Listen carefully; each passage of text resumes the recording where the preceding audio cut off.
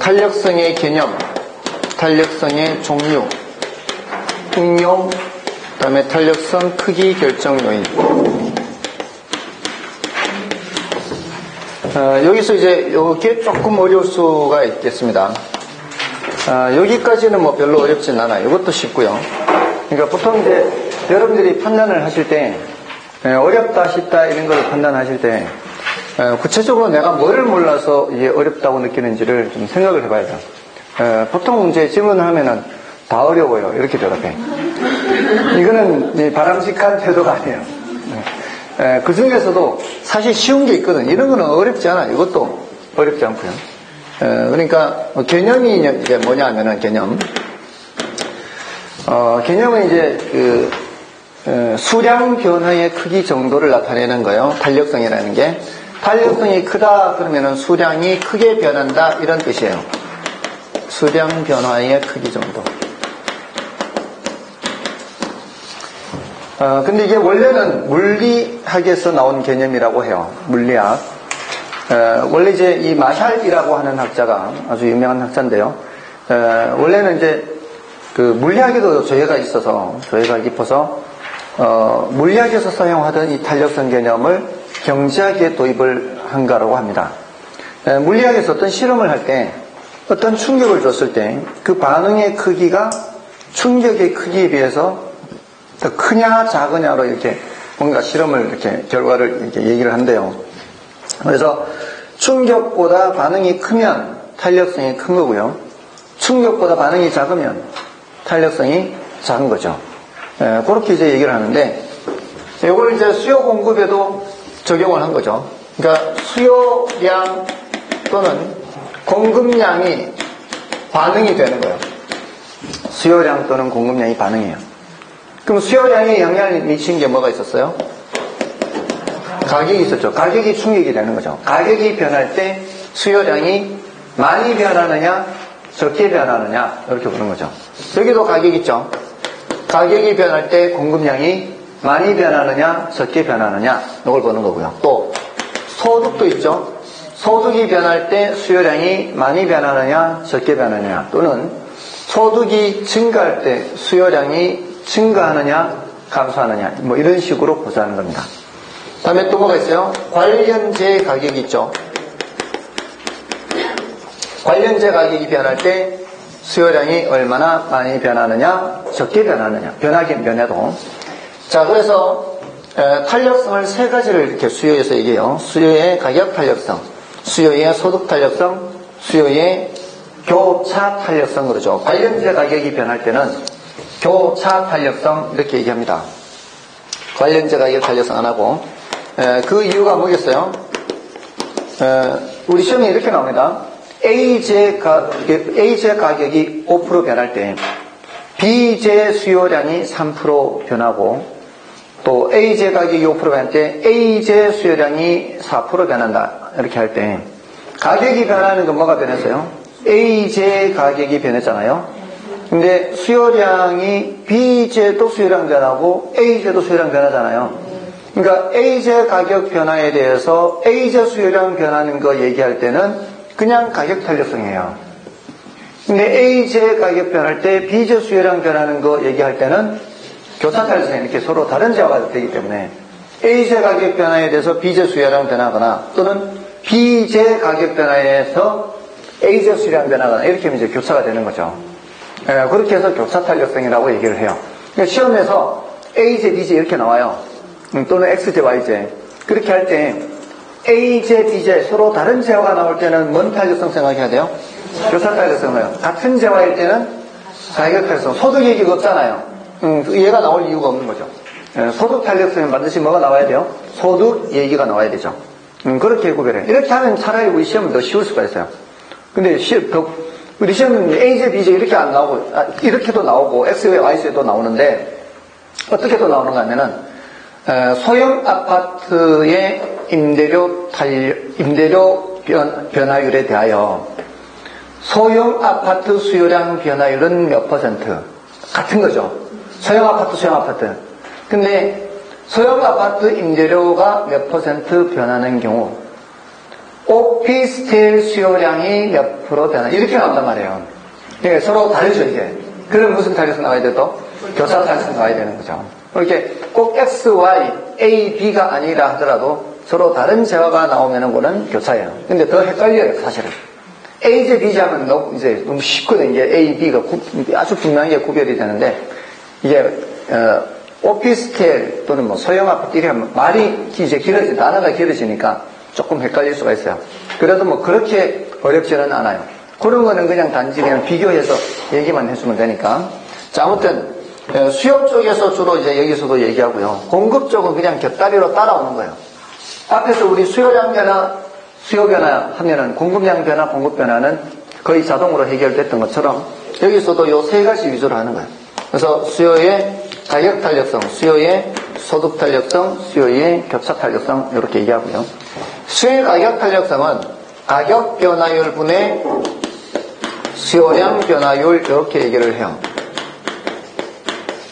그리고 소득 탄력성은 소득 변화율 분의 수요량 변화율 이렇게. 그러니까 이 분자는 다 뭐가 가는 거예요? 분자는 수요량인 거예요. 얘네들이 분모죠, 분모. 수요의 교차 탄력성은 다른 재화 가격이죠. X제 가격 변화율에 대한 Y제 수요량 변화율 이렇게. 자, 이걸 전부 다 뭐로 나타내는 거예요? 퍼센트로 나타내는 퍼센트. 퍼센트로 나타내야 비교를 할 수 있기 때문에 그렇죠. 왜냐면은 금액으로는 의미가 없을 수 있어요. 100원 하는 게 200원 하는 거 하고요.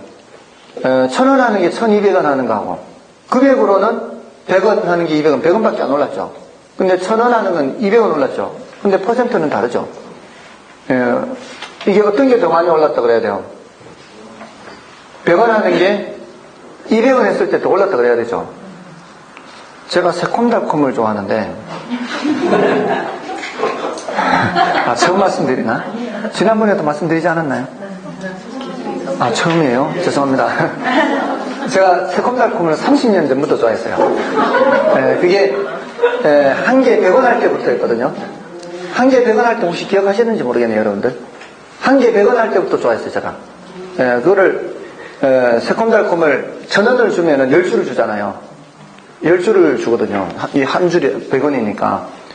그게 이제 그것도 이제 포도맛하고 딸기 맛이 더 맛있어서 그거를 더 많이 사고 그 다음에 가끔가다 사과 맛, 뭐 복숭아 맛 이렇게 이제 가끔 구색을 갖춰서 이렇게 10줄을 사서 하루 종일 이제 도서관이나 독서실에서 공부하면은 하루에 10줄 다 먹어요. 하루에 10줄 다 먹어요. 이게 까는 것도 이렇게 동시에 쫙 이렇게 까야 이게 7개가 싹 떨어져 이렇게 읽어봐요.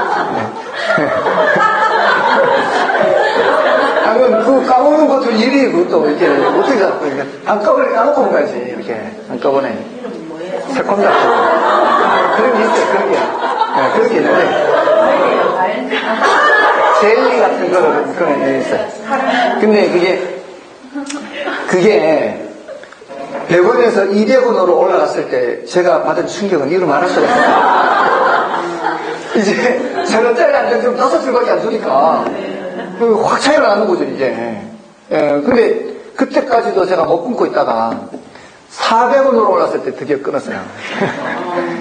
지금은 얼마 하는지 모르겠는데 400원으로 올랐을 때가 벌써 10년 전이야. 제가 10년 됐어요 끊은 지가. 지금으로부터 한 10년 됐는데 아무튼 그게 100원에서 200원 올라가면 이게 100%나 올라가잖아요. 근데 1000원에서 1200원 올라가면은 20%밖에 안 올라가는 거예요 사실은. 그러니까 퍼센트로 나타내야 이게 그 크기를 비교를 할 수 있다 이 말이에요. 그래서 퍼센트를 해야 돼요. 퍼센트. 자, 근데 요 놈은 절대값을 씌워요. 절대값을 씌우는 이유가 자, 가격이 올라갈 때는 수요량이 어떻게 해요? 가격이 올라갈 때는 수요량이 내려가요. 그러니까 올라가면 숫자가 커지는 거예요. 커지는 건 퍼센트로 플러스 퍼센트가 나오죠. 숫자가 작아질 때는 마이너스 퍼센트가 나오거든요. 가격이 내려가면은 마이너스 퍼센트가 나와요. 근데 그때는 수요량이 올라가요. 플러스 퍼센트가 나와요. 분모 분자 보고 서로 반대죠. 분모 분자 보고 서로 반대면 마이너스가 되죠. 이렇게 되더라도 마이너스예요. 자, 그러면 A 재화에 요거 변하는 걸 계산했더니 마이너스 0.7이에요. B 재화를 요거 계산했더니 마이너스 2예요. 절대값을 씌우기 전에. 자, 이 가격이 변하는 거에 비해서 수량이 많이 변하면 우리는 탄력성이 크다라고 얘기를 해야 될 거 아니에요. 수량이 많이 변하면 탄력성이 큰 거고, 수량이 적게 변하면 탄력성이 적은 거죠. 자, 근데 이렇게 놓으면 수량 변화가 어느 쪽이 더 큰 거예요? A 쪽이 더 큰 거예요? B 쪽이 더 큰 거예요? 수량 변화의 크기 정도는 A 쪽이 더 큰 거죠. 그러니까 요거에 비해서 얘가 2배만큼 변한다는 얘기잖아요. 근데 숫자는 누가 더 커요? 7이 더 크다. 숫자는 7이 더 크다. 아니, 지금 숫자 7 없어, 여기. 0.7. 0.7이 아니고, 마이너스 0.7. 숫자는 누가 더 크냐고 물으면 대답은 마이너스 0.7이 더 크다 그래야 돼요. 근데 탄력성은 누가 더 큰 거예요? 이쪽이 더 큰 이쪽이. 0.2 아니에요. 마이너스예요. 숫자는 얘가 더 큰데 탄력성은 누가 더 커요? A가 더 크죠. 자, 그러니까 뭔가 좀 어색하잖아요. 그래서 이 절대값을 씌워서 2라고 나타내고 0.7이라고 나타내어야 숫자가 더 큰 게 탄력성이 더 크다라고 이렇게 자연스럽게 얘기할 수 있다는 거예요. 그죠? 그래서 절대값을 씌우는 거예요. 아시겠죠? 근데 자, 이거 조심을 해야 되는 게 원래 얘가 마이너스 2라는 거를 늘 생각해야 돼요. 원래는 마이너스 2인데 절대값을 씌워서 2가 된 거예요. 우리 문제에서 이렇게 추제해요. 딱 이렇게 추제했어요. 수요의 가격 탄력성이 2이고 가격이 4% 올랐을 때 수요량 변화는 몇 퍼센트 어떻게 될까요? 이렇게 물은 거예요. 가격이 4% 올랐어요. 그러면은 수요량은 몇 프로 증가 감소 요거 묻는 거예요. 일단 몇 프로예요? 8%예요. 8%. 왜냐하면은 수량 변화의 크기 정도 개념이 탄력성이죠. 그러니까 수량이 2배만큼 변하는 거예요. 수량이 2배만큼. 뭐의 2배? 가격의 2배만큼 수량이 변해요. 근데 가격이 4% 변했으니까 수량은 그냥 곱하기만 하면 되는 거예요. 그러니까 어려운 거 아니에요, 사실은. 428 못하는 사람 없잖아요. 근데 그걸 이제 개념을 잘 기억하고 있으면, 그냥 곱하기만 하면 되네. 크기 자체는 뭐만 하면 돼요? 곱하기만 하면 돼요. 4%의 2배만큼 변하니까. 맞잖아요. 탄력성 개념이 요 숫자만큼의 배수로 수량이 변한다는 뜻이에요. 이게 많이 커지면 커질수록 수량이 많이 변한다는 얘기 아니에요. 뭐에 비해서? 가격에 비해서 많이 변한다는 얘기 아니에요. 그러니까 곱하기 하면은 수량 변화는 그 사이즈는 나온다고요. 그 다음에 방향을 정해줘요. 방향은 8% 위로 아래로? 아래로라는 거예요, 아래로. 가격과 수요량은 항상 반대로 움직여야 되니까. 아시겠죠? 그것만 조심하시면 돼요. 이게 우리 시험 답이었어요. 8% 감소가. 이런 것도 나온다, 이 말이에요. 그러니까 계산 문제라고 해서 무조건 다 어려운 게 아니에요.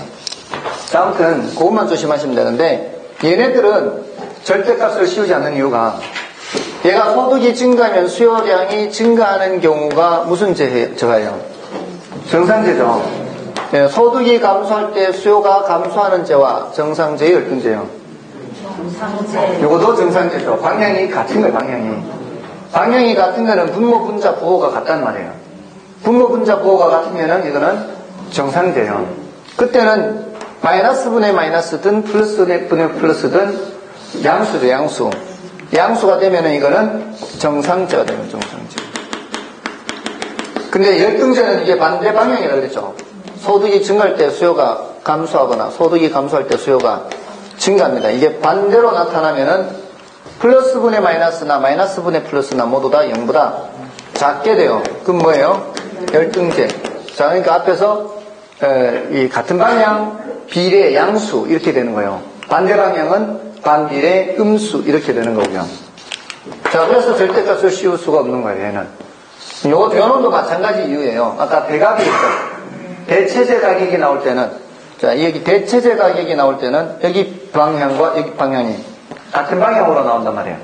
그럴 때는 양수죠. 그래서 0보다 크면은 대체제, 0보다 작으면 관제, 이렇게 나온단 말이에요. 그래서 여기서는 여기까지가 이론적으로 이제 끝나는 거예요, 이제. 그 다음에 이제 계산 문제에서만 이제, 방금처럼 이렇게 숫자를 줬을 때, 그게 이제 수요량이 얼마만큼 변하는지 보는 거죠. 예를 들어서 소득 탄력성이 0.3이다. 그랬을 때 소득이 5% 증가한다. 그럼 수요량은 몇 프로 변할까요? 0.3이고 5% 하면은 1.5%, 0.5이기 때문에 0.5 곱하기 5% 하면 되는 거잖아요. 그죠? 그래서 5%의 0.3 대 5 곱하기 0.3에서 1.5% 변하는데 1.5% 위로 아래로 좀 전에 0.3이라고 그랬잖아요. 0.3이면 양수예요, 음수예요? 양수잖아요, 0.3. 0.3이면 양수잖아요. 그 무슨 제? 정상제죠. 네, 정상제니까 소득이 5% 증가한다 그랬죠. 정상제는 같은 방향이잖아요. 소득이 5% 증가하면 수요량은 1.5% 증가 이렇게 된다 이 말이에요. 아시겠죠? 그거 체크해 주시면 되는 거예요. 그렇게만 하면, 계산 문제는 그렇게만 하면 돼요. 그것은 0.3이 비싼인데 이게 양수가 됩니까? 0을 기준으로 왼쪽은 음수, 오른쪽은 양수, 0.3은 여기 있으니까요. 마이너스는 반드시 마이너스를 붙여야죠. 근데 친구들 따는데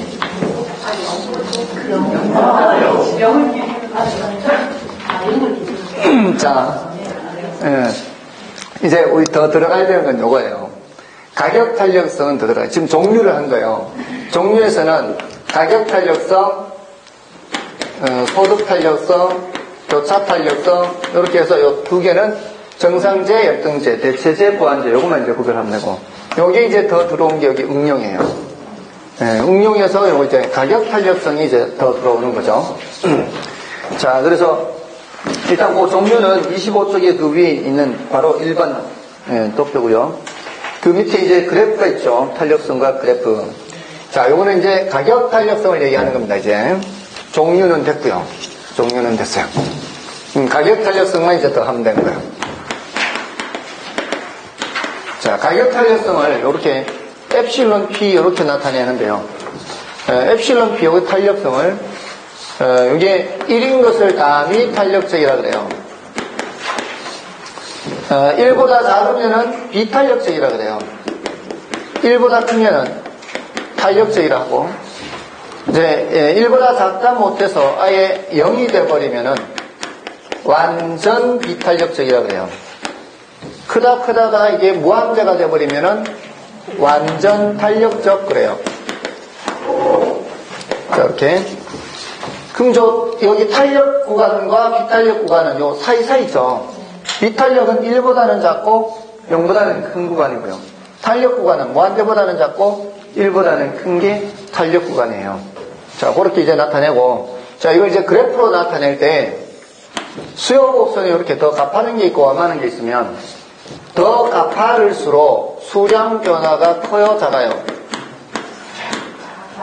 수량 변화가 더 작습니다. 이게 가격이 상하로 움직이는 거고요. 수량은 좌우로 움직이는 것이니까 요 변화폭이 작죠. 네, 이게 이제 탄력성 개념이에요. 그래서 A가 더 비탄력적, B가 더 탄력적 이렇게 되는 거예요. 자, 그러다가 이게 수요 곡선이 점점 더 가팔라져서 아예 수직이 돼버리면 수량 변화가 전혀 없어요. 수량 변화가 전혀 없다는 게 여기 완전 비탄력적인 거죠. 수량 변화가 없어요. 그래서 0%, 수량 변화 0% 0이에요. 분자가 0인 거죠. 가격 탄력성에서. 가격 탄력성에서 수요량 변화율 나누기 가격 변화율 하잖아요. 이게 이 탄력성이 0이라는 얘기는 얘가 0이라는 얘기예요. 수학에서 분모가 0인 경우는 무한대밖에 없어요.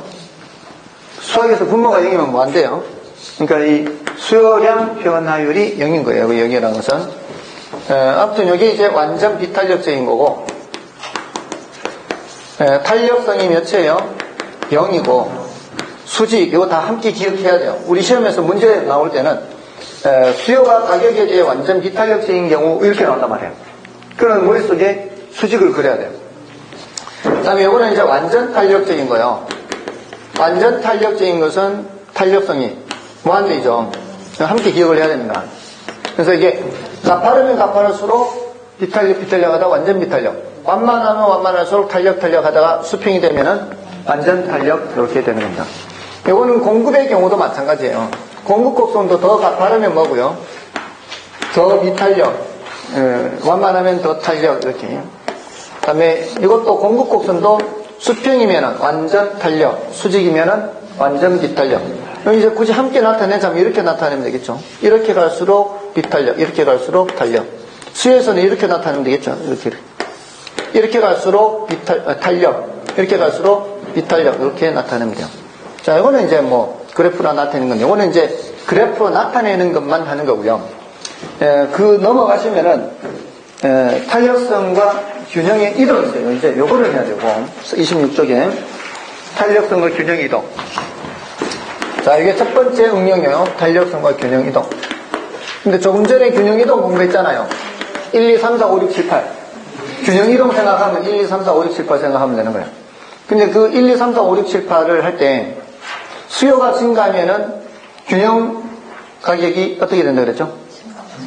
수요가 증가하면 균형 가격이 올라간다 그랬죠? 수요가 증가하면 균형 가격이 올라간다 그랬어요. 자, 근데 공급이 수평이에요. 자, 수요가 증가해볼까요? 수요 곡선 오른쪽에 그려볼까요?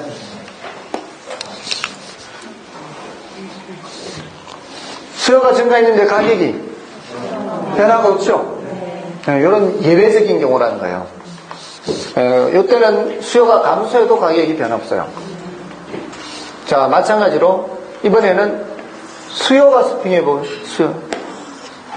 수요가 수평일 때 공급이 변하죠. 이제 공급이 증가하든 공급이 감소하든 균형 가격에 변화가 없죠. 그럼 균형량만 변하는 거예요. 자, 그럼 일률적으로 이렇게 얘기한다면은 어느 하나가 수평일 때 이 말이에요. 어느 하나가 수평일 때는 다른 하나가 아무리 변하더라도 뭐에 변화가 없다? 균형 가격에 변화가 없다라는 거예요. 어느 하나가 수직일 때는 다른 하나가 아무리 변하더라도 이 말이에요. 그러니까 어느 하나를 수직으로 그리면 다른 하나는 자동으로 일반적인 그래프를 그리는 거예요. 이랬을 때 수요 곡선을 오른쪽에 세로 그리든 왼쪽에 세로 그리든 뭐에 변화가 없어요? 균형량에 변화가 없어요. 이 경우도 마찬가지. 지금 이게 공급이 수직인 상황이잖아요. 수요가 수직인 상황에서도 마찬가지. 이때는 공급 곡선을 어떻게 그려야 돼요? 알아서 이렇게 그려야 돼요. 공급 곡선은 어느 하나를 예외적인 그래프를 그리면 다른 하나는 자동으로 일반적인 그래프를 그려야 되는 거예요. 수요가 완전 비탄력적일 때 했는데 공급도 완전 비탄력 그리면 안 되잖아요. 수요가 완전 비탄력인데 공급을 완전 탄력 이렇게 해도 안 되고요. 일반적인 그래프를 그려야 돼요. 이럴 때는 공급이 증가하든 공급이 감소하든 이 말이에요. 공급을 오른쪽에 그리든 왼쪽에 그리든 거래량 변화가 없죠. 그러니까 이거 한꺼번에 정리하면 어떻게 해요? 어느 하나가 수평일 때는 다른 하나가 아무리 변해도 균형 가격에 변화가 없고, 어느 하나가 수직일 때는 다른 하나가 아무리 변해도 균형 거래량에 변화가 없어요. 그래서 우리 시험에 이렇게 나온단 말이에요. 수요가 가격에 대해 완전 비탄력적이면 한 머릿속에 수직을 그려야 돼요. 그죠? 수직을 그린 순간 그 밑에 표현에 균형량의 변화가 없다가 나와야 돼요. 균형량의 변화가 없다가 있어야 그게 옳은 문장이 되는 거예요. 근데 균형 가격의 변화가 없다가 나온다거나 균형량이 증가한다거나 균형량이 감소한다 이런 말이 나오면 틀린 지문이 되는 거죠. 그러니까 먼저 그걸 파악하고 들어가는 거죠. 어느 하나가 완전 탄력적이다 그러면은 어느 하나가 완전 탄력적이다 그 밑에 지문에 균형 가격의 변화가 없다는 게 들어와야 돼요. 그게 반드시. 그걸 알고 들어가면 훨씬 읽는 속도가 빨라지게 되겠죠. 됐나요? 할만하죠, 이거는? 이거는 덜 어려워요, 그래도. 지금 이제 할 게 가장 어려워요. 이게 가장 어려운데, 이게 탄력성 개념을 잘 기억하고 있어야 돼요. 탄력성이라는 거는 뭐의 변화 크기예요? 수량 변화의 크기 정도예요. 그러면 자, 이렇게 두 개가 이렇게 있어요. A가 있고 B가 있고. 어떤 게 더 비탄력적이에요? A가 더 비탄력적이죠. B가 더 탄력적이에요. 자, 공급이 증가할 때 가격이 어떻게 된다 그랬죠? 공급이 증가하면 가격이 내려간다 그랬죠? 자, 공급이 증가하면 가격이 내려가는 거는 당연한데, 자, 이제 일반적인 거예요. 예외적인 거 아니에요. 일반적인 것이에요. 자, 공급이 증가하면 공급 곡선을 오른쪽으로 이동시켜요. 공급이 증가하면 가격 하락합니다. A를 따라서도 하락하고 B를 따라서도 하락하죠. 하락해요. 다 하락합니다.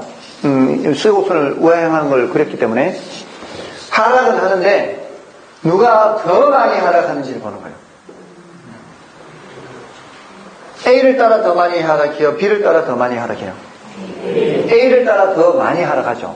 우린 이게 궁금한 거예요. 왜냐하면은 재화마다 이게 달라요. 우리가 사용하는 재화 중에 어떤 재화는 공급이 증가할 때 가격이 그냥 하락하는 게 아니라 가격이 폭락하는 게 있어요. 그냥 하락하는 거는 신문의 기사거리가 아니에요. 폭락하는 이제 기사거리가 돼요. 또 가격이 올라가더라도 그냥 올라가는 게 아니라 폭등을 하면 그게 무슨 거리가 되는 거예요? 기사거리가 되는 거예요. 우리 삶과 굉장히 밀접한 관계가 있다는 거예요. 우리 삶에 영향을 많이 미친다는 얘기예요. 그러니까 어떤 재화는 굉장히 중요한 재화들은 우리가 늘 관심 대상이거든요. 원래 지금 양파 가격이 많이 어떻게 됐다 그래요? 다들 살림 안 하십니까? 양파 가격이 어떻게 되는지 몰라요. 감자 가격이 엄청 올랐죠? 감자는 안 해, 감자는. 자, 보세요. 양파 원래 그냥 다 갈아엎어요. 인건비가 안 나와요. 수확해가지고 팔 인건비가 안 나와요. 그래서 갈아엎어요. 자, 이게 풍작. 지금 얘기하려고 하는 건 이거예요. 풍작이 들면 가격이 그냥 하락이 아니라 폭락이에요, 폭락. 폭락한다고요. 또 지금 감자 작황이 안 좋으니까 공급이 감소하니까 그냥 상승이 아니라 폭등한다고요. 자, 우리가 먹는 식품은 A 성격이에요, B 성격이에요? A 성격. 굉장히 비탄력적이에요. 우리가 먹는 식품, 필수제 이런 것들은 굉장히 수량 변화가 적은 재화는 이 말이에요. 수량 변화가 적은 재화는 가격 변화는 크게 나타난다 이 말이에요. 이 가격은 상업 음식이니까 수량 변화가 적게 된다는 얘기는 가파르게 된다는 얘기니까. 그죠? 그래서 이게 왜 가격이 폭락하는가 하면은 가격이 하락하더라도요. 사람들이 어느 정도 먹어주면은 소비가 되니까 덜 하락해요. 소비가 되니까. 근데 가격이 하락하는데도 사람들이 뭐 그렇다고 해서 더 소비하는 게 그렇게 많지 않거든요. 저 양파 좋아해요. 양파 좋아한다 해서 이걸 주식으로 먹을 수는 없잖아요. 조금 더 먹는 거지. 또는 뭐 양파를 조금은 더 짜서 먹을 수는 있지만 그게 한계가 있는 거죠. 그러니까 폭락하는 거예요, 폭락. 더 많이 소비를 해줘야 덜 하락하는 거예요. 소비를 안 해주니까 이게 가격이 폭락하는 거죠. 또 폭등하는 이유가 뭐겠어요? 올라가면 안 먹으면 그만이지. 안 먹으면은 관계없다고 생각할 수 있잖아요. 근데 안 먹을 수가 있냐고. 그래도 먹기는 먹어야 되니까. 어느 정도 먹어야 되니까. 그렇잖아요. 카레 하는데 감자 안 들어갈 수 있나요? 카레 먹고 싶은데 넣어야 될 거 아니에요. 조금은 덜 넣을 수는 있겠죠. 그렇지만 먹긴 먹어야 돼요. 저 감자 엄청 좋아해요. 감자로 만들면 다 좋아해요. 막걸리도 좋아하는 데다가 감자를 좋아하니까 제가 이 한 해는 와이프 영국 가 있을 때는 20kg를 혼자 감자 갈아가지고 감자전으로 다 먹었어요. 제가 감자전은 잘해요. 감자전은 이제 갈아가지고 생감자 갈면 이렇게 물이 좀 뜨잖아요. 그 물을 버리고 밀가루 하나 섞지 않고 밀가루를 섞지 말아야 맛있죠. 밀가루 섞으면 밀가루 맛 때문에 맛이 없죠. 거기에다가 이렇게 양파 채쳐 이렇게 다지고 양파 다져 넣고 그다음에 땡초는 별로 안 좋아하잖아요. 애호박 다져 넣고 당근 같은 거 다져 넣고 이렇게 또 3개만 다져 넣어도 괜찮아요. 3개만 다져 넣어도 이게 맛이 괜찮아요.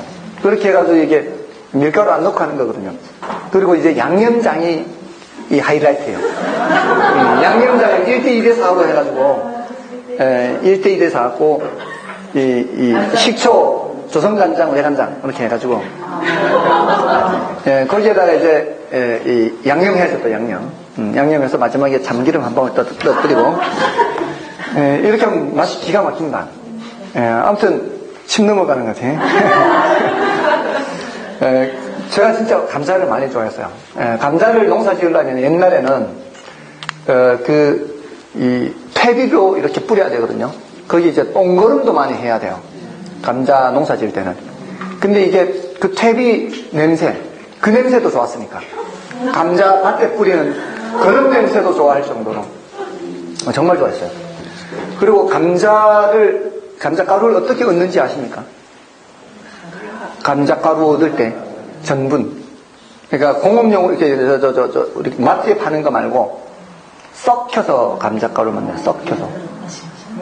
감자가루는 썩혀서 만들어요. 썩히면은 감자 이제 물에 담가서 썩히면 껍질은 다 뜨고요. 다 녹말 전부는 가라앉아요. 가라앉으면 이제 그 가라앉힌 후에 물을 버리는 거예요. 물을 버리고 다시 새물을 넣어서 휘휘 져서 잡티 같은 게 이제 위로 뜨게, 거무튀튀한 거 뜨게 다 몇 번을 우려내, 이렇게. 몇 번을 해서, 잡티 같은 걸 다 우려낸 후에, 마지막에 이렇게, 가라앉은 거는 이렇게 약간 그 상태에서 말리면 꾸덕꾸덕해지거든요. 그럼 그거를, 떼가지고 이렇게 굳어 있으니까, 이제 이렇게 쪼개야 되죠, 이렇게. 쪼개서 음지에 말려야 돼요. 음지로 말리면 이제 바짝 마르면 이게 딱딱해지잖아요. 까칠까칠하잖아요. 그거를 이렇게 손으로 문질러서 이제 가루를 만들어야 돼요. 굳어 있으니까, 이게 뭉쳐 있으니까. 이러면은 뽀드득 하면서 이게 이렇게 가루가 채 치면은 이제 가라앉는 거죠. 그럼 채 걸러지는 걸 다시 또 지금 감자 가루 만드는 전 과정을 얘기합니다. 아무튼 그런 우리가 먹는 식품은 우리가 먹는 식품은 공급 증가, 공급 감소에 따라 가격이 폭등하거나 폭락하거나 폭등 이렇게 변한다고요. 그러니까 비탄력적일수록 가격이 굉장히 많이 변해요. 그걸 잘 생각하시라. 우리가 먹는 식품은 굉장히 비탄력적인 재화예요.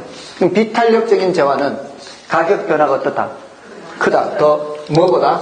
탄력적인 재화보다 가격이 더 많이 변해요. 비가 더를 기억하는 비가 더. 비탄력적일수록 우리가 먹는 식품 이런 비탄력적인 재화일수록 공급이 증가할 때 가격이 더 하락하고요. 공급이 감소할 때 가격이 더 상승하는 거예요. 가격이 더요. 비탄력적일수록 가격이 더. 자, 이거는 공급의 경우도 마찬가지예요. 공급의 경우도 수요가 증가하면 가격이 상승하죠. 근데 비탄력적일수록 가격이 더 많이 상승해요. 비탄력적일수록 가격이 더 많이 하락해요. 그럼 결국은 이쪽이든 마찬가지죠. 수요가 비탄력적일수록이든 공급이 비탄력적일수록이든 수요가 증가하거나 또는 공급이 감소하거나 할 때 가격이 더 많이 올라가고요. 내려갈 때도 가격이 더 많이 하락하게 된다는 거죠. 결국 비가 될 수 있거든요. 비탄력적일수록 가격이 어떻다? 더 많이 변한다. 자, 이런 얘기입니다. 자, 그게 27페이지 얘기죠. 자, 27페이지, 그 얘기입니다. 다음 이제 탄력성과 판매 수입 있죠. 자, 이 탄력성과 판매 수입은, 자, 지난 수량까지 지금 했었던 거죠. 요렇게 그래프를 그렸을 때, 한가운데에서 수요를 할 때, 요 가격에 이만큼 수요를 하면은 지출액이 이만큼이죠. 예를 들어 20원에 30개를 수요한다. 그러면 20원에 30개를 수요하면은 얼마 줘야 돼요?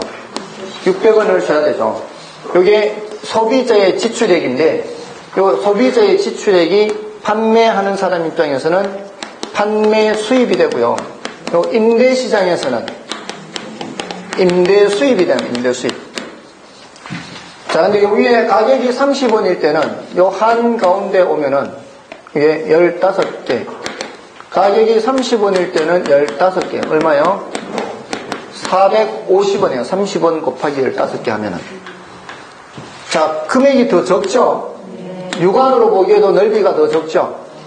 네, 요거는 30원일 때 지출하는 금액이 20원일 때 지출하는 금액보다 작아진다는 얘기죠. 그러니까 판매 수입이 더 작아지는 거예요. 자, 이제 10원일 때 한가운데, 여기 한가운데, 이쪽 한가운데, 여기 60이라 치고요. 여기가 45가 되겠죠. 10원일 때는 45개. 어떻습니까? 450이죠. 넓이가 더 적죠? 이거보다 더 적죠? 사실은 이 우하향하는 이 직선의 수요 곡선의 경우에는 한가운데가 넓이가 제일 넓게 나와요. 그 넓이가 제일 넓게 나온다는 게 공급자 입장에서는 임대 수입, 판매 수입이 제일 많다는 얘기예요. 여기가. 자, 그러면 나머지는 얘보다는 다 적어요. 근데 이쪽으로 갈수록 넓이가 점점 작아지죠. 이쪽으로 갈수록 넓이가 점점 작아지죠. 자, 그러니까 이쪽을 향해서 가야 넓이가 넓어지는 거예요. 넓이가 넓어진다는 게 판매 수입, 임대 수입이 많아진다는 얘기거든요. 자, 왜 그런 현상이 나타나는가 하면, 자, 이거 보세요. 여기서는 가격이 낮아져야 판매 수입이 증가하죠. 여기서는 가격이 올라가야 판매 수입이 증가하잖아요. 여기서는 가격이 올라가야 되고, 여기서는 가격이 내려와야 돼요. 그 이유는, 여기서는 보시면, 가격은 10원 내렸다는 얘기는, 30원에서 10원 내렸다는 얘기는 3분의 1 내린 거거든요. 가격은 3분의 1 내렸는데, 가격은 33% 변했는데, 이 말이에요. 수요량은 15개에서 30개로 얼마 늘었어요? 수요량은 100% 늘었어요. 100%. 줄어든 건 얼마 안 되는데 늘어난 게 많이 늘어났기 때문에 지출액이 늘어난 거예요. 이 영향 때문에. 근데 이쪽은 어떻습니까? 가격이 몇 프로 올랐어요? 가격이 100% 올랐어요. 100%. 10원에서 20원이니까. 가격은 100% 올랐는데 수요량은 33%, 15개니까 45에 15개, 수요량은 33% 줄었죠. 줄어든 영향보다는 뭐의 영향이 큰 거예요? 커진 영향이 더 큰 거죠. 그러니까 이 커진 영향으로 잘 보시란 말이에요. 이건 가격이 영향이 더 크게 미치고, 가격이 영향을 더 크게 미치고, 여기는 수요량 변화 영향을 더 크게 미친 거예요. 근데 우리는 탄력성은 어느 쪽을 보고 얘기하는가 하면 이쪽 보고 탄력성 얘기한단 말이에요. 여기는 탄력성이 큰 거예요, 지금. 가격 변화에 비해서 수요량이 크니까. 여기는 탄력성이 수량이 얼마 안 되냈죠.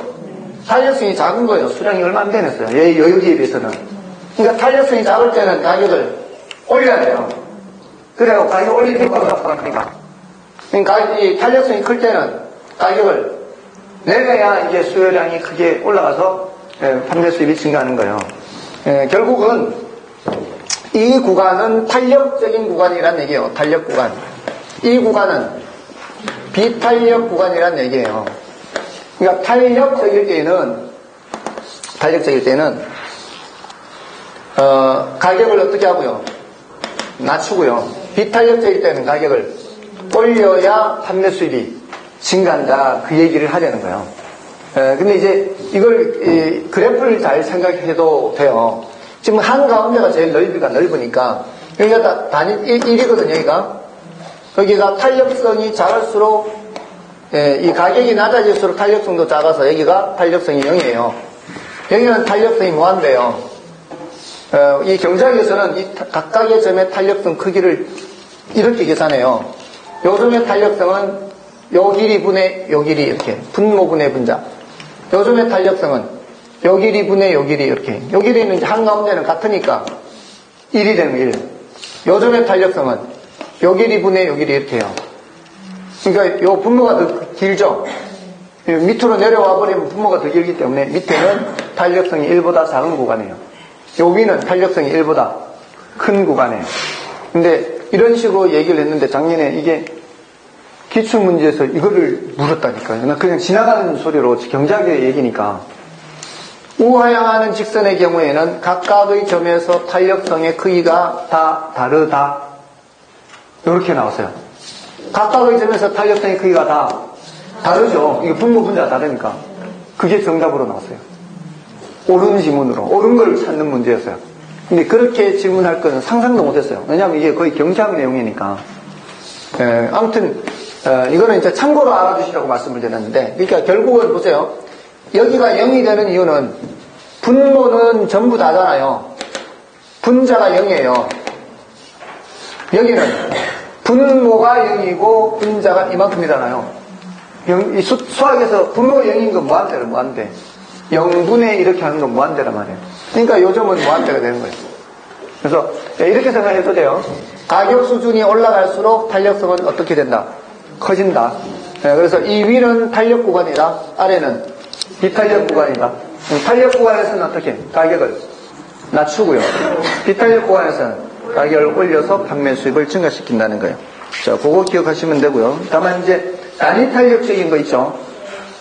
단위 탄력적일 때에는 그 넓이가 항상 같아요.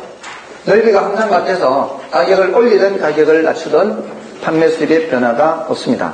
자, 그렇게 봐주시면 되고요. 다음에 이제 마지막 탄력성 크기 결정 요인이에요. 자, 요거는 이제 어렵지 않아요. 조금만 주의할 게 있고요. 지금 요거는 가격에서 이제 탄력성과 균형의 이동을 하는 거 있었잖아요. 탄력성과 균형 이동에서는 기억해야 될 게 비가다예요, 비가다. 탄력성과 균형 이동에서는 비탄력적일수록 뭐가 더 많이 변한다? 가격이 더 많이 변한다는 거예요. 근데 그게 가장 극단적인 게 수직일 때죠. 수직이면은 가격만 변하는 거예요. 균형량은 변하지 않고. 수평일 때는 균형량만 변하도 가격이 변하지 않고, 그 균형 이동에서 이제 그렇게 생각하시면 되고요. 그 다음에 판매 수입 또는 총 수입, 임대료 수입에서는 수탄이 1보다 크면은 가격을 낮추고, 수탄이 1보다 작으면 가격을 올리고, 이렇게 해서 판매 수입 증가시킨다. 이렇게 하면 되는 거죠. 그 다음에 이제 탄력성 크기 결정 요인은 수탄 크기 결정 요인이 있고, 공탄 크기 결정 요인이 있어요. 이거는 어렵지 않아요. 그리고 수탄 크기 결정 요인은 지금까지 계속 했어요. 이게 수요량이 얼마나 많이 변하느냐 적게 변하느냐 하는 것은 대체재가 얼마만큼 많이 있느냐 없느냐에 따라 달라져요. 대체재가 많으면 다른 선택의 여지가 많아요. 그럼 다른 선택의 여지가 많다는 것은 그 재화를 수요하지 않고 다른 거에도 관계없다는 얘기잖아요. 그럼 그 재화의 수요량을 크게 변화시킬 수가 있다는 얘기예요. 근데 다른 대체할 만한 게 없으면 어떻게 해? 그거 써야 되잖아요. 그 써야 된다는 게 그 재화의 수요량을 크게 변화시킬 수가 없다는 뜻이에요. 수량을 변화시킬 수 없다는 게 탄력성이 작다라는 거예요. 뭔지 아시겠습니까? 선택의 여지가 많다라는 게 탄력성이 어떻게 된다고요? 커진다고요. 탄력성이 커지는 거예요. 또 고려하는 기간이 길수록 앞으로 한 달 동안 변하는 양하고 앞으로 1년 동안 변하는 양, 시간을 많이 두면 많이 둘수록 어떻게 탄력성은 커지는 거죠. 수량 변화를 크게 할 수 있으니까. 또 소비에서 차지하는 비중이 클수록 탄력성은 커지고요. 소비에서 차지하는 비중이 크면 가격 올라가면은 그게 예산에 미치는 영향이 커요. 한 달 생활비가 200만 원인데 그 중에 100만 원은 내가 만약에 먹는 데 쓴다. 근데 10% 올랐다. 그럼 100만 원 소비하는데 10% 올라면은 얼마를 더 지출해야 돼요? 예전만큼 다 소비하면은 10만 원을 더 써야 되잖아요. 근데 한 달에 만 원만큼 쓰는 품목이 있어요. 만 원. 한 달에 10,000원 쓰는 품목이 있는데 그게 10% 올라가면은 1,000원 더 쓰는 거죠. 그러니까 그거는 예전처럼 소비를 해도 1,000원만 더 쓰면 되는 거 아니에요. 근데 소비에서 차지하는 비중이 반이나 되는 100만 원이나 되는 거는 예전처럼 소비해버리면 10만 원을 더 써야 되는데 그 용돈 10만 원을 어디선가 또 마련해와야 되는데 부담이 너무 크죠. 그런 소비에서 차지하는 비중이 큰 품목이 가격이 올랐을 때에는 수요량을 크게 줄일 수밖에 없어요. 예전처럼 소비를 못한다는 거죠. 그래서 탄력성이 커지는 거고요. 또 가격 수준이 높아질수록 조금 전에 봤듯이 좀 전에 탄력성 할 때 이렇게 저 위는 뭐라고 했어요? 위는 탄력성이 크고 아래는 탄력성이 작고 이렇게 했잖아요. 가격 수준이 높을수록 탄력성이 커지는 거고요. 또 시장을 세분할수록 시장을 세분할수록 탄력성이 커지는 거예요. 시장을 세분한다는 얘기는 이게 대체재가 많다는 얘기하고 같아요. 다양해진다는 거하고 같아요. 그 다음에 용도가 이것도 마찬가지죠. 용도가 다양해질수록 탄력성이 커져요. 뭐 사치제일수록 탄력성이 커지고요. 이런 식으로. 그 다음에 신수탄, 중공탄 하면 되고요. 이건 이제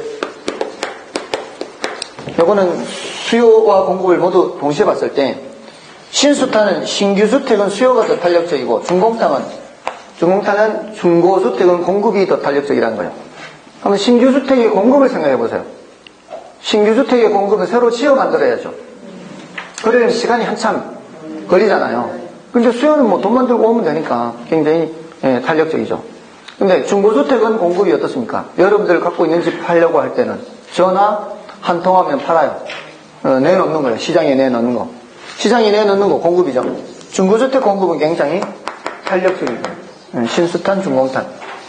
다음에 이제 공탄 크기 결정 요인은 이거는 기본적으로 같아요. 고려하는 기간이 길수록 이 고려하는 기간이 뭐 다른 표현은 관찰하는 기간이다 할 수도 있어요. 고려하는 기간이 길수록 탄력성은 커지는 거죠. 앞으로 한 달 동안 생산되는 거, 앞으로 1년 동안 생산되는 거, 기간을 많이 줄수록 탄력성은 커집니다. 그리고 여기서 이제 용도 전환이 0이에요. 다른 용도로 바꾸기가 쉬워. 용도 전환이 0이하면 뭐예요? 이것도 탄력성이 커지는 거죠. 자, 근데 뭐를 조심해야 되는가 하면은 제한하는 법규가 많으면 어떻게 해요? 제한하는 법규가 많으면은 쉽게 늘릴 수가 없죠. 탄력성은 어떻게 해요? 작아져요. 그 다음에 요거 조심해야 돼요. 굉장히 조심. 생산에 소요되는 기간이에요. 생산에 소요되는 기간. 요게 길수록이에요. 요건 탄력성이 작아져요. 이게 뭔 소리냐면 1년 동안 생산하는 거요. 1년 동안 생산하는데 1개월이 소요돼요. 그러면 몇 개 만들 수 있어요? 12개를 만들 수 있죠. 생산하는데 2개월이 소요가 돼요. 몇 개 만들어요? 6개 만들죠. 생산하는데 석 달이 걸려요. 몇 개 만들어요? 4개밖에 못 만들어요. 1년 동안 생산할 때. 물론 이 기간이 길어지면 더 만들 수 있죠. 2년 동안 생산하면 이거 다 더 만들 수 있잖아요. 더 만들 수 있는데 이걸 말하는 게 아니라 생산에 소요되는 기간이 길어질수록 1년 동안 정해진 기간 동안 만들 수 있는 양은 제한되어 있단 말이에요. 그죠? 그러니까 다른 표현이에요. 요거하고 헷갈리면 안 돼요. 고려하는 기간이 길수록은 탄력성이 커지는데 생산에 소요되는 기간이 길수록은 탄력성이 작아진다는 거예요. 그 다음에 생산 요소 가격이 올라갈수록